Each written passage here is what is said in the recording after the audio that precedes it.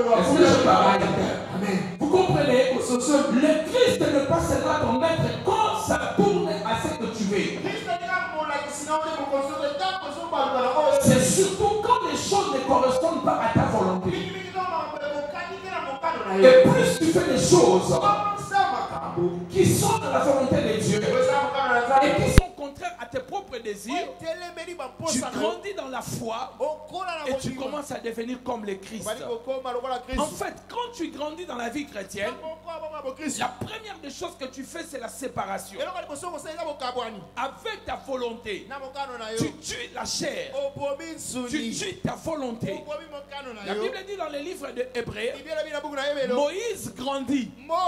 Quand il a grandi, il a fait quoi? Il refusa d'être appelé petit-fils de Pharaon. Qu'est-ce qui a fait qu'il refuse? Parce qu'il avait grandi. Qu'est-ce qu'il a fait qu'il accepte qu'il était le petit-fils de Pharaon? Parce qu'il n'avait pas grandi. Lorsque nous grandissons, nous commençons à refuser les rudiments du monde,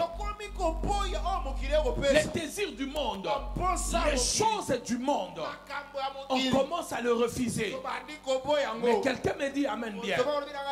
Devenir comme le Christ. Quelqu'un me dit Amen bien. Alléluia.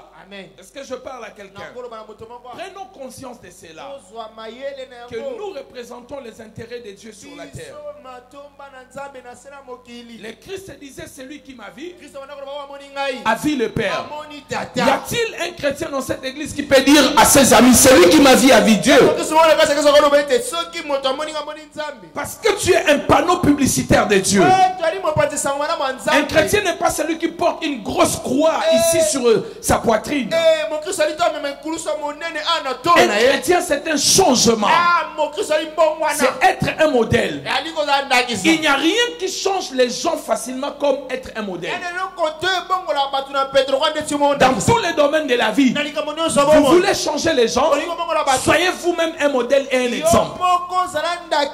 Les gens changeront automatiquement. Lorsque vous ne devenez pas un modèle dans votre entourage, dans votre milieu, il est difficile que les gens viennent dans cette église parce qu'ils vous ont vu changer. D'ailleurs, vous éloignez certaines personnes de la foi par votre comportement, votre façon de vivre, votre conduite. Vous éloignez certaines personnes de la vie chrétienne. Et les gens diront: si vraiment la vie chrétienne c'est être comme toi, alors moi je ne vais pas devenir chrétien. 1 Timothée chapitre 6 premier verset. Voici ce que les Saintes Écritures déclarent: ceux qui sont sous les jougs de leur maître devraient les honorer. Pourquoi? Enfin, le nom de Dieu et la doctrine ne soient pas calomniés. Vous savez, il y a des choses que je ne fais pas, pas parce que seulement j'ai Dieu, pas seulement j'ai une famille, aussi parce que j'ai une église. Je ne veux pas blesser les gens que je dirige. Je ne veux pas que les gens que je dirige apprennent que j'ai de conduite déplacée. Ça frustre les gens, ça blesse leur foi, et d'autres même abandonnent la vie chrétienne. Alléluia. Et ici l'apôtre Paul est en train de dire: afin que le nom de Dieu et la doctrine ne soient pas calomniés.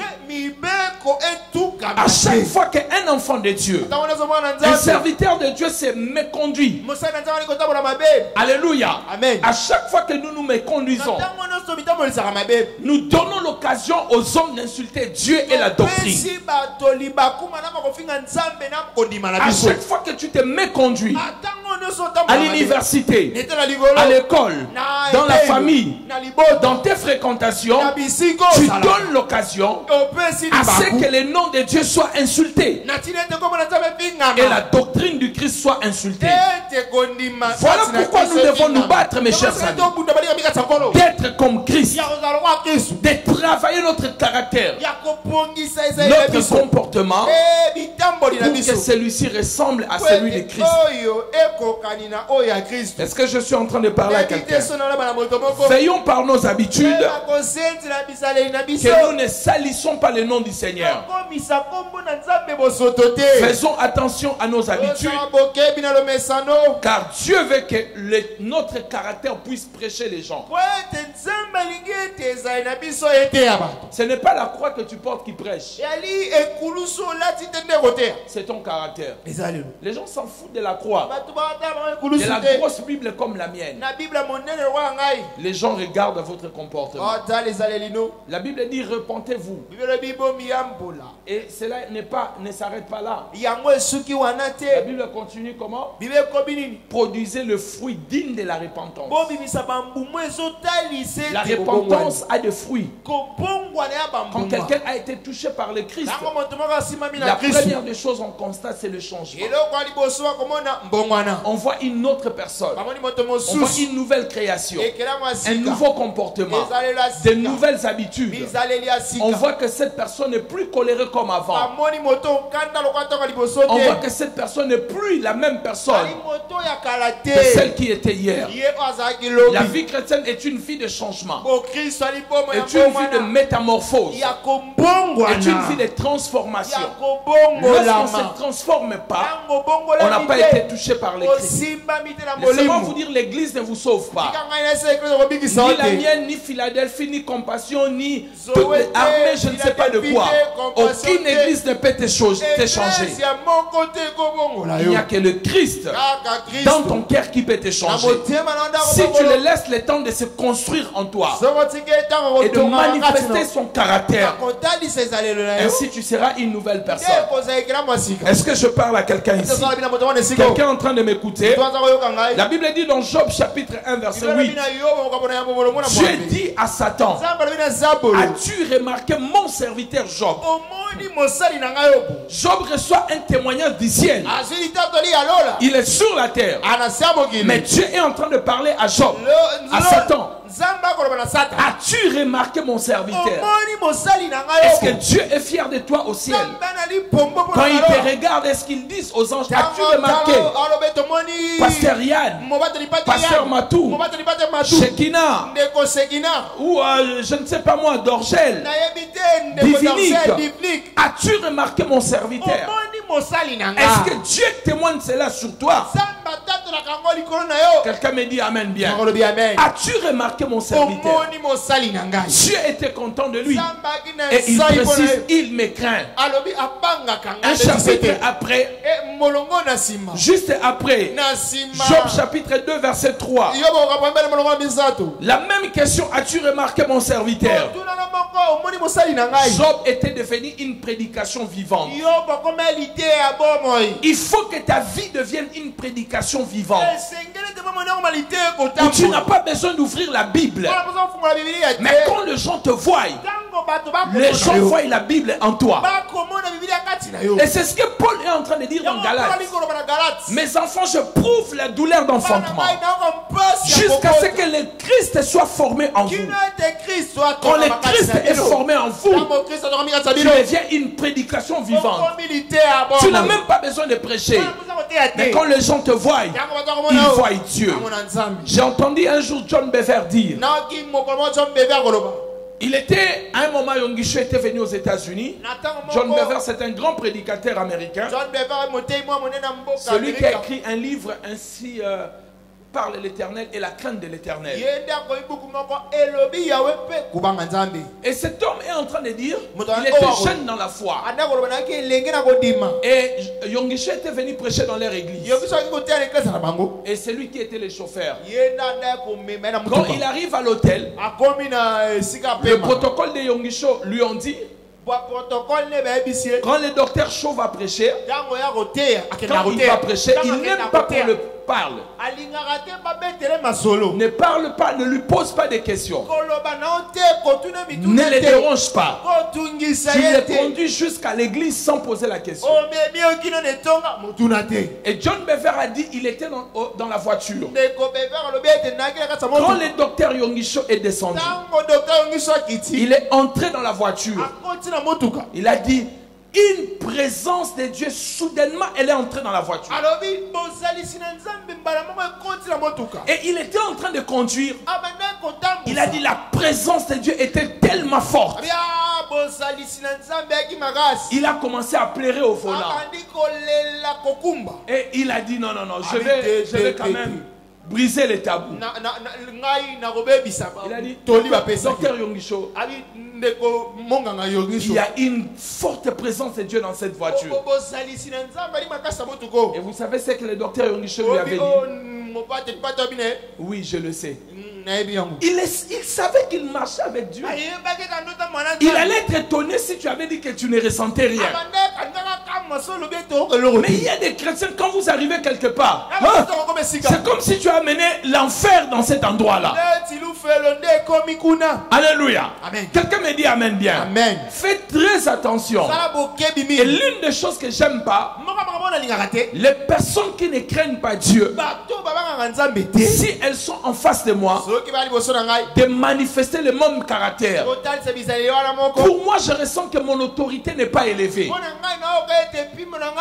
Il y a des hommes de Dieu, même si tu filmes, et moi je le vois très souvent, même en face de chez moi, les jeunes filment les chanvres. Dès qu'ils me voient, soit ils les jettent, soit ils les cachent. Personne ne va filmer comme ça en train de me regarder, à moins qu'il ne me connaisse pas. Amen. Parce que je dégage quelque chose de Dieu. As-tu remarqué mon serviteur? As-tu remarqué ma servante? Quelqu'un me dit amen bien. J'étais une fois dans une banque ici à Advance. Je dois le dire quand même parce que j'ai été choqué. Je suis parti retirer l'argent. J'ai déposé mon papier.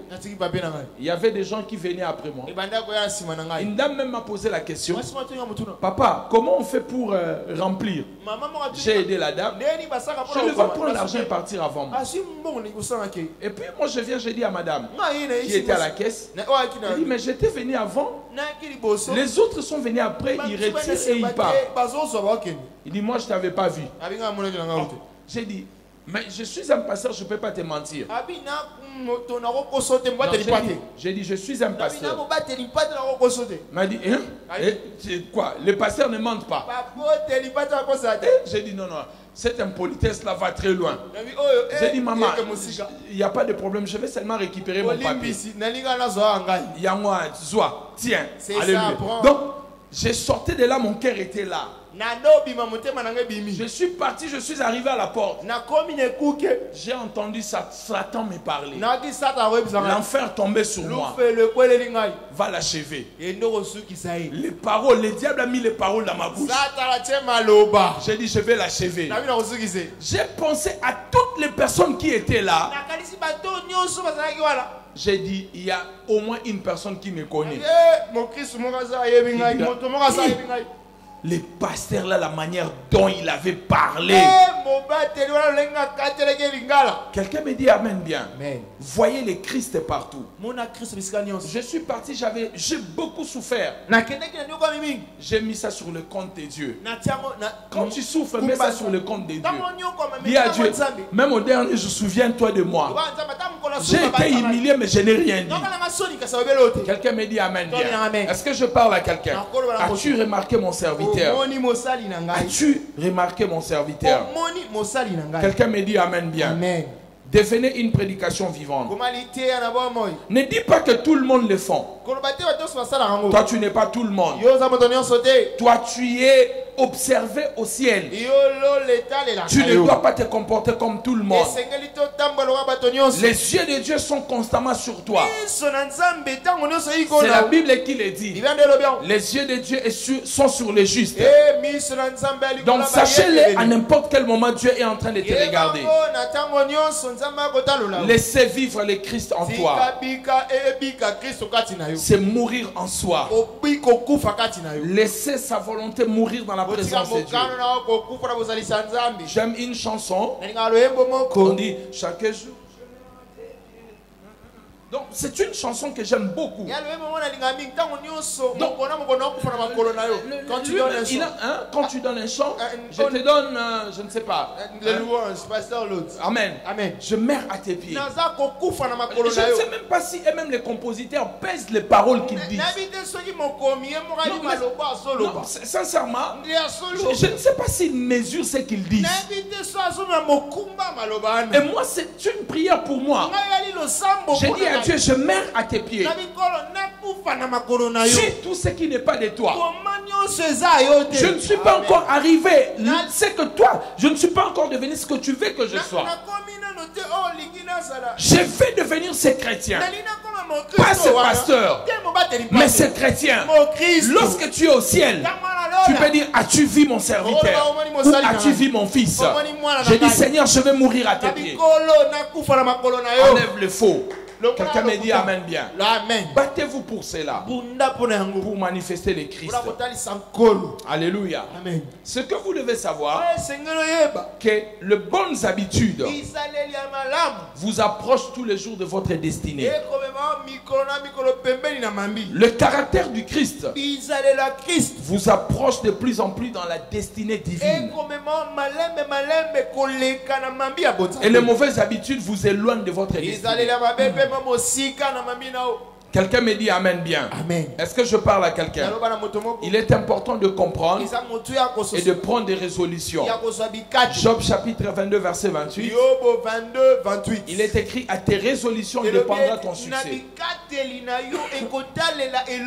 Tes résolutions d'être un vrai chrétien, d'être un bon chrétien, de manifester le Christ, dépendra de ton succès.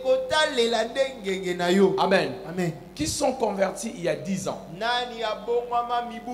Ça fait 10 ans que tu es dans la foi et la vie chrétienne. Si tu es là, balance la main. Bon, ok. Moi, je suis dans plus de 10 ans dans la foi. Amen. Amen. Vous savez que quand vous regardez les gens qui se sont convertis avec vous au même moment, beaucoup ne sont plus sur la course. Beaucoup ont abandonné Dieu. Amen. Amen. Alors toi, tu as déjà persévéré. N'abandonne pas. Pousse encore très loin. Manifeste encore la nature de Dieu et le caractère du Christ. Amen, amen. Amen. Est-ce que je peux entendre ton amen? Amen. Alléluia. Amen. Je vais l'entendre bien. Amen. Alors comment pouvons-nous changer pour devenir comme le Christ? D'abord, nous devons développer notre capacité de la lecture de la parole. C'est la parole de Dieu qui est un miroir qui te permet de te voir comme le Christ. La seule chose qui peut te permettre de savoir si je m'approche à manifester le caractère du Christ, c'est la lecture de la parole.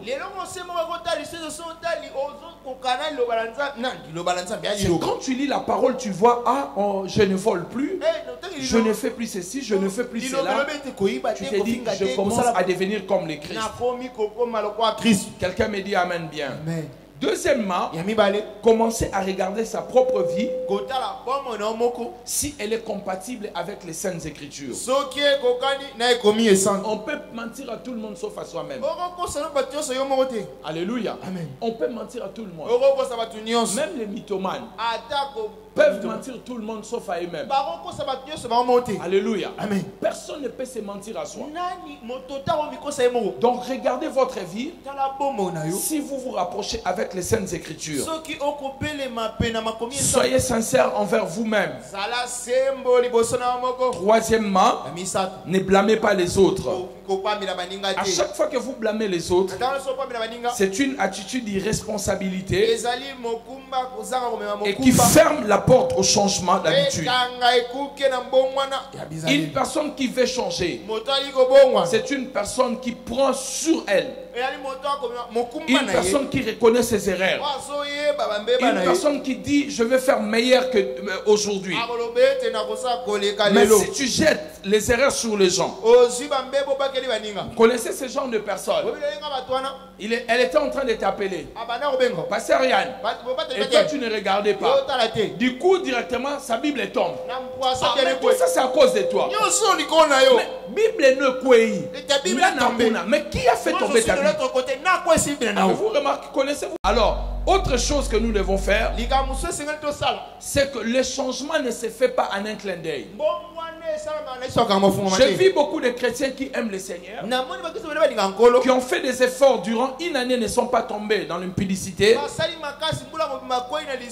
Et la deuxième année, quand ils tombent, ils abandonnent la foi. Non, tu ne peux pas abandonner la foi. La vie chrétienne est une vie où on tombe, on se relève. Personne ne se noie parce qu'elle est tombée dans l'eau. On se noie parce qu'on reste dans l'eau. Le problème, ce n'est pas tomber. Le problème, c'est le refus de se relever.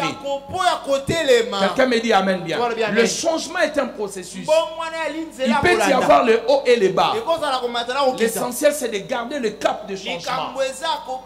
J'ai vu beaucoup de gens abandonner parce qu'ils avaient bien commencé. Ah, j'avais arrêté, mais maintenant je tombe encore. Non, non. Oui, tu es tombé, mais relève-toi, continue à marcher. Le changement, c'est un processus. Quelqu'un me dit amen bien. Le changement prend le temps et il faut de la patience. Quelqu'un me dit amen bien. Autre chose pour changer, il faut laisser la place à Dieu. Dieu seul a la capacité de te changer. Tu ne peux pas changer par tes propres décisions personnelles. Invite Dieu dans ta vie. Invite Dieu dans ton caractère. Invite Dieu dans ta bouche. Invite Dieu dans tes yeux. Et dis à Dieu, change-moi. Change ma bouche. Touche mes yeux. Transforme-moi. Le Seigneur aime des prières sincères. Et quand la prière elle est sincère, Dieu viendra et il travaillera. Une chose qui empêche les gens de changer, c'est parce que les gens ont plus des envies que la volonté. L'envie de changer ne te change pas. C'est la volonté de changer qui te change. Dans la vie, nous avons 3 étapes. Nous avons j'ai envie, je vais et je dois. Si tu n'as seulement des envies, les envies viennent et partent. Si tu veux, ça peut aussi s'envoler. Mais si tu dois, ça devient une obligation. L'envie n'est qu'une pensée de changement. Je vais, ce n'est qu'une parole que je déclare pour le changement. Je dois, je passe dans l'acte de changement. Donc passer par l'envie, le vouloir, enfin le devoir. L'envie, le vouloir et le devoir. Les changements commencent par l'envie, le vouloir et le devoir. Mais si tu restes seulement par les envies, rien ne changera dans ta vie. Quelqu'un me dit amen bien. Un amen plus fort que ça. Amen. Amen, amen. Amen. Amen, amen. Amen. Amen, amen. Amen. Quelqu'un me dit amen bien. Amen. Vous devez comprendre les devoirs. Bon, la plupart d'entre nous, nous avons étudié. Ah, j'aimerais prêcher comme ça tous les jours. Je n'écris pas. Des fois, on crie. Quelqu'un m'a dit, mais pourquoi vous criez? Vous vous fâchez ou comment? C'est l'onction. Amen, amen. Alors, devoir. Nous avons dit quoi? Envie, vouloir et devoir. Et c'est le devoir qui est important. Qu'est-ce que c'est un devoir? C'est mettre en pratique un exercice que tu as appris. Et quand on parle de devoirs à l'école, ça veut dire qu'on vous apprend quelque chose à l'école. Lorsque vous rentrez, vous devez faire le devoir pour assimiler ou comprendre l'exercice que tu avais appris. Le changement est un devoir. Et un devoir, c'est la mise en pratique de ce que j'ai appris. Ce que je vous enseigne maintenant, lorsque vous commencez à le pratiquer, vous accomplissez et vous acquittez votre devoir. N'oubliez jamais, dans chaque devoir, il y aura un moment de preuve, des épreuves qui vont arriver. Quelqu'un me dit Amen bien. Dans la vie, le problème, ce n'est pas les envies que tu as, mais les devoirs. Amen. Je me réveille presque tous les jours à 5 heures. Presque tous les jours. 5 heures du matin. Ce n'est plus une question d'envie. C'est une question de devoir. J'ai une famille. Et une famille, ça s'occupe. Tu dois apprêter les enfants. Ils doivent partir à l'école. Mais si je vais rester dans les envies, quand j'aurai envie de me lever, l'envie de dormir sera aussi là. Et sera la bataille entre l'envie de dormir et l'envie de se lever. L'envie qui sera forte, c'est l'envie qui va gagner. Mais les devoirs gagnent toujours les envies. Des fois, on se réveille, tu tires le corps, tu sens vraiment le corps, donc tu te tires, tu sens vraiment que les devoirs t'appellent. Le changement est un devoir. Sans devoir, il n'y a pas de changement. Quelqu'un me dit Amen bien. Un Amen plus fort que ça. Vous savez le problème, si vous n'avez pas les devoirs, je donne un exemple. Tu as envie de pécher. Tu as envie de te masturber ou de te prostituer. Mais aussi tu as un devoir d'être un exemple. Amen. L'envie est là. Le devoir est de l'autre côté. Amen. J'ai envie de sortir avec une sœur, mais le devoir m'interdit de le faire. Amen. Quand tu n'as pas de devoir, l'envie te conduit dans des désirs compliqués. Le changement pour devenir comme le Christ, il faut avoir une vie de devoir. Alléluia. Parce que le devoir aura un moment d'examen. Et le mot examen, j'avais fait une étude il y a plusieurs temps. Examen, on le dit ex-âme. Ça veut dire que ton âme te quitte. Tu restes seul pour répondre. C'est pour cela à l'examen on vous dit vous-même avec votre papier. C'est l'extérieur, ex-âme. Donc tu restes seul, tu dois l'affronter. Il y a des situations de la vie. À un moment ton caractère, ton comportement sera confronté à toi-même, vis-à-vis de toi-même. Ça ne sera pas les autres, ça sera toi-même. Quelqu'un me dit Amen bien. Alors allons-y rapidement pour clôturer ces messages. Amen. Alléluia. Pour changer, il faut d'abord prendre conscience que tu as besoin de changement. Sans la prise de conscience, aucun mouvement de changement peut commencer dans ta vie. Remarquez, les gens qui disent qui ont toujours raison ne changent jamais. Mais quand tu prends conscience que j'ai un problème, je ne sais pas parler aux gens, je ne manifeste pas le Christ, la prise de conscience, elle te permet de faire le travail vers le changement. En fait, la conscience est un élément de déclenchement de changement. La prise de conscience est un élément de déclenchement de tout changement. Amen, amen. Quelqu'un me dit Amen bien. Quelqu'un peut me dire Amen. Un Amen plus fort que ça. Nous avons des motivations dans nos actions. Amen. Nous avons des motivations. Et ce que vous devez savoir, je vais en parler. L'être humain est basé sur le présent et le futur. Et très souvent, l'être humain vit dans le présent. Et très rarement, nous prenons conscience de nos conséquences futures. Qui n'a pas compris? Je pense que beaucoup de gens n'ont pas compris. Qui n'a pas compris? Je n'ai pas dit qui a compris, qui n'a pas compris. Je vais le redire. Nous avons deux temps dans notre vie. Le temps présent et le temps futur. Malheureusement, l'être humain vit plus dans le temps présent. Quiconque vit dans le temps présent ne pèse pas les conséquences des choses futures. Vous savez, quand vous vivez, vous vous en foutez de ce qui va arriver demain. Vous payerez trop cher. Parce que la vie ne se limite pas seulement dans le présent. Après aujourd'hui, demain va arriver. Tout ce que vous faites aujourd'hui. Aujourd'hui, tu es amoureuse. Hein? Vous n'êtes pas marié, tu envoies des photos nues. Qui t'a poussé? Dans la douche, bébé, regarde-moi. Je voulais vraiment te montrer, bébé. Parce que tu ne vois pas le futur. Mais demain, vous vous séparez. La photo se trouve où?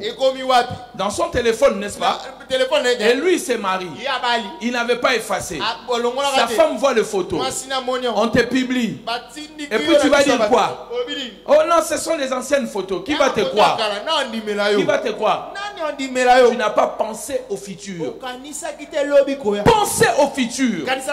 Le changement est un élément du futur. Si je continue avec ce comportement, qu'est-ce que je vais perdre? Si je vis comme ça, qu'est-ce que je vais perdre? Depuis un moment, il y a des gens qui font des prières. Seigneur, bousille les photos qui se trouvent dans les téléphones de mon ex.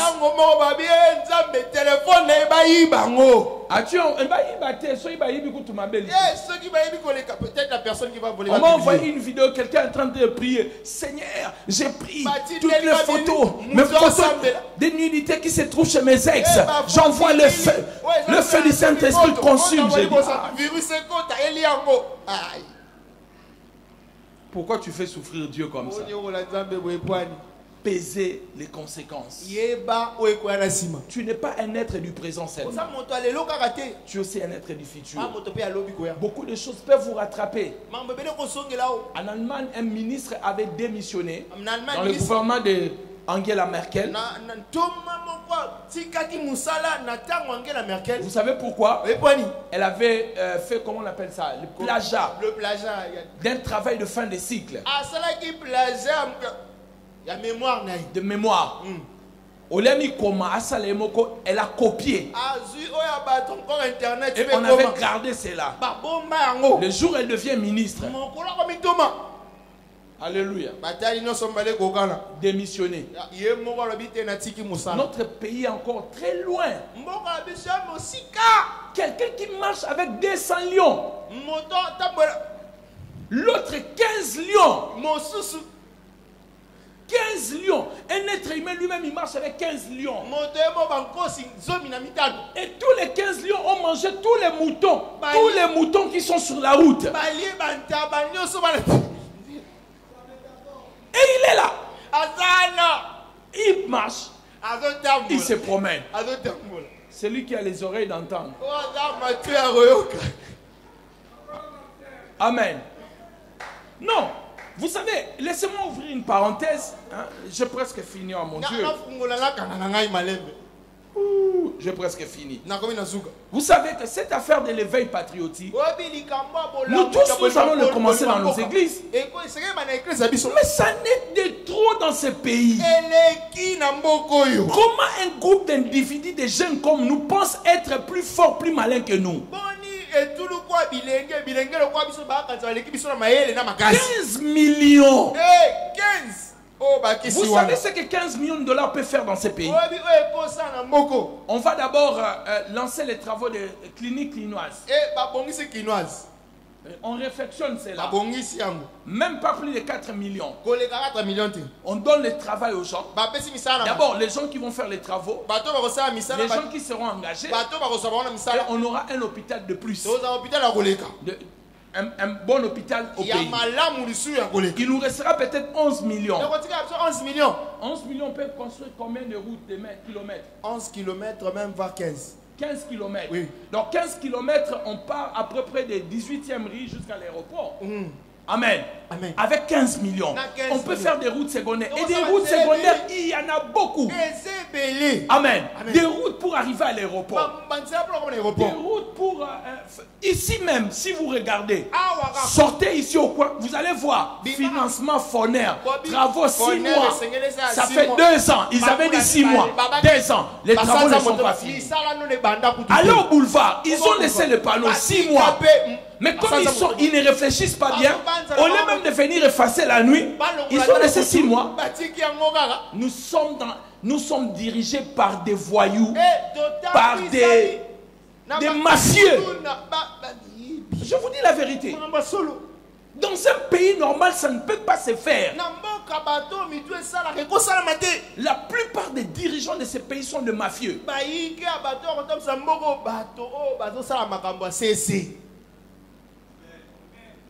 Je ne commence pas l'éveil patriotique. Hein. C'est juste une parenthèse. 15 lions. Et tous les moutons sont mangés. Il n'y a qu'un seul mouton qui a survécu. Là-bas vers les Delvaux, les Mbinza, je ne sais pas moi. Les moutons d'ici de l'aéroport dévorés. Les moutons de Sosima dévorés. Vous sortez de quel coin? Mais tous les jours, il y a des bouchons dans ce pays inexplicables. Les bouchons de piétons. Avez-vous déjà vu les bouchons de piétons? Même les piétons vers les Massines là sont en train de... Non, je dis la vérité. Est-ce que vous comprenez les choses qui se passent? Frère, vous devez, vous là, qui manifestez le Christ, faites la politique. Peut-être vous allez sauver cette nation. Si vous êtes vraiment un enfant de Dieu, vous aimez Dieu, faites la politique. Peut-être vous allez changer ce pays. Amen. Alors laissez-moi revenir dans mon message. Ne coupez pas, il faut laisser ça. Amen.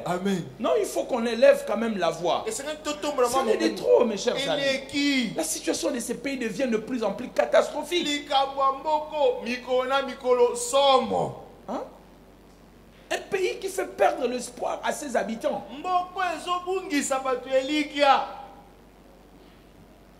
Amen. Ah non. Il faut dire des choses. Bon, on laisse la politique. Revenons à nos moutons qu'on ne peut pas manger par les lions. Amen. Alors, je disais que le changement, c'est une affaire du futur. Il est très important de comprendre. Ne vivez pas seulement pour aujourd'hui. Pensez aussi au lendemain.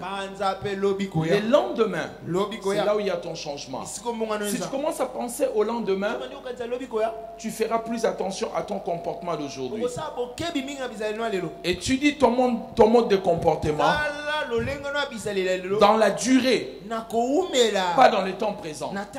Écoutez bien ce que je vais vous dire. Étudiez votre mode de vie dans la durée, pas dans le présent. C'est-à-dire, si je continue à me comporter comme ça, qu'est-ce que ça va m'écouter? Ne vis pas seulement parce que je le fais aujourd'hui, mais dis-toi, si je continue avec le même comportement, est-ce que je verrai Dieu? Est-ce que j'irai au ciel? Est-ce que Dieu me comptera parmi ses enfants? Votre comportement doit être regardé dans le temps, dans la durée. Et c'est ce qui pousse quelqu'un à changer. C'est quand il pèse. Et il s'est dit, si je continue comme ça, je vais me perdre. Laissez-moi clôturer mon message. Le plaisir est un élément de motivation. La douleur est un élément de prise de conscience. Des fois, Dieu, pour qu'il te change, il te fait passer du plaisir à la douleur. Le plaisir, ça te motive à faire la même chose. Mais la douleur, ça te fait prendre conscience. Amen. C'est pour cela, toute personne qui a envie de changer, Si elle tire profit et le plaisir dans ce qu'elle fait, elle ne changera pas. Les changements viennent quand ce que tu fais commence à te déranger. Par exemple, quand tu voles l'argent de quelqu'un, tu rentres vraiment à la maison, tu mets la salive, tu comptes. La motivation, le plaisir que tu as ne te changera. Mais si tu dors la nuit avec on te frappe, tu ne voleras plus. Il y a un taximan qui était en train de me conduire, qui me conduit. Quelqu'un a oublié son téléphone dans la voiture. La nuit, le taximan est arrivé qu'on était en train de le tabasser. On voulait l'enterrer. Vous savez ce qu'il a fait? Très tôt, il est venu me voir. Il m'a demandé s'il pouvait me donner le téléphone là. J'ai dit non, on va déposer dans ton église. Il va dans son église, on a dit non, on ne le prend pas. Garde ça, mais on va prier pour toi. La douleur te pousse dans les changements. Avant que Dieu t'ait fait passer dans la douleur, pour que tu commences à changer, commence à penser à ta vie. Il faut que tu changes. Si tu continues comme ça, quelles seront les conséquences dans la durée de ces comportements-là? Aujourd'hui, tu sors avec ton beau-frère, personne n'est au courant. Mais si vous continuez, quand les gens seront au courant, aujourd'hui tu piques dans la caisse de l'État. Personne ne te voit. Mais les jours où on va t'arrêter, tu as pensé à tes enfants, à ta femme. Tu vas aller en prison 3 ans. Et quelqu'un d'autre prend ta femme. Tes enfants deviennent, voilà, appelle un monsieur la tonton. Pensez toujours dans la durée. Ce que je fais, si je continue, quelles seront les conséquences? Si tu penses que les conséquences peuvent te détruire, il est temps de changer. Il est temps de venir au pied de la croix. Alléluia. La vie, ce n'est pas seulement ce que je gagne, mais c'est aussi qu'est-ce que je perds. Qu'est-ce que je perds? Qu'est-ce que je perds? Qu'est-ce que je perds? Bien-aimé dans le Seigneur, si tu as entendu cette parole, je vais prendre 5 minutes pour faire un appel au salut. Je vais faire un appel au salut. Si tu n'as jamais donné ta vie à Jésus, tu veux la donner aujourd'hui au Seigneur. Il n'est pas tard. Si tu veux devenir comme le Christ, où tu te dis, avec ce comportement, ma manière de faire les choses, si je continue comme ça, je perdrai ma vie. Je risque de connaître des choses difficiles. Je vais prier avec toi durant 2-3 minutes. Si tu es aussi un chrétien, tu viens à l'église, mais tu sais que tu n'es pas encore comme les Christ.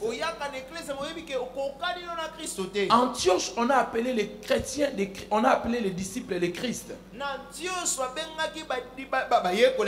On les a appelés les Christ. Parce qu'ils ont vu le comportement du Christ. Faire grandir cette église, c'est facile. C'est simplement que nous manifestons les Christ. Amen. Amen. Qui aime cette église? Qui aime cette église? Amen. Amen.